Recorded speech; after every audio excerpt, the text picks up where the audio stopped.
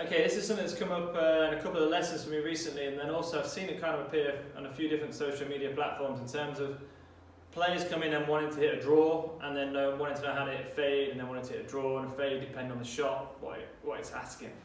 Now, for me, when I kind of get those questions, I always go back, think about it, is it feasible for you, with the amount of practice hours you get and the amount of times you get to play golf, to own enough control and consistency in your golf swing to be able to shape the ball both ways and what that entails. So if you're normally a fader with the golf ball and you're someone who starts the ball to the left and fades it back, for instance, now to hit that shot, the club obviously has got to be in a certain position, the face has got to be in a certain position, and the release has got to be. And then from that, you'll also aim according to that ball flight.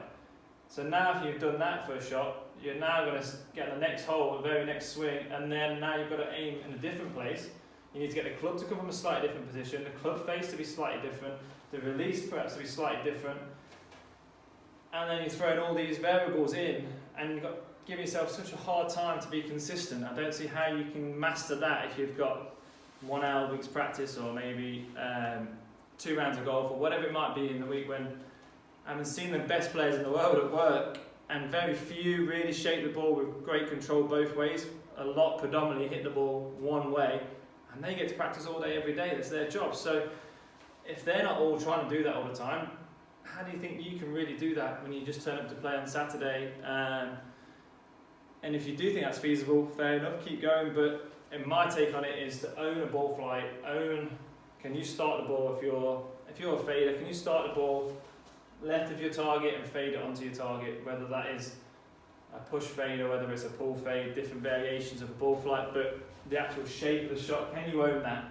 If you can own that, then add into, well, can I do that and hit it a bit lower? Can I do that my normal height, and then can I hit one that's higher from that higher trajectory from that same shot shape? That would be developing your skills, and now you can hit that shot on pretty much every hole. If you watch the PGA Tour or any of the British Open coming up, you might get a hole that's a little bit right to left shaped that would suit a draw perfectly, and then you'll probably find a shot tracer with Jon Rahm standing on there, ball starting way out on the left hand side, hit a big fade back. Doesn't suit the hole, but it suits him because he can be consistent doing that. He knows where the club needs to be, he knows where the club face needs to be, he knows what his release is, so all the time he can aim in a similar spot, expect the same outcome, build consistency of the same result over and over again. For me, that's just a much smarter way to try and play your golf, rather than trying to be really clever and precise and hitting different shots. You can fit a shot shape onto any given hole, any given pin placement. If it doesn't suit it, just play a little bit away from it for that shot. Your time will come in the next couple of holes. Don't make the game overly complicated. Own your golf shots, and your scores and your consistency, for me, will just massively improve.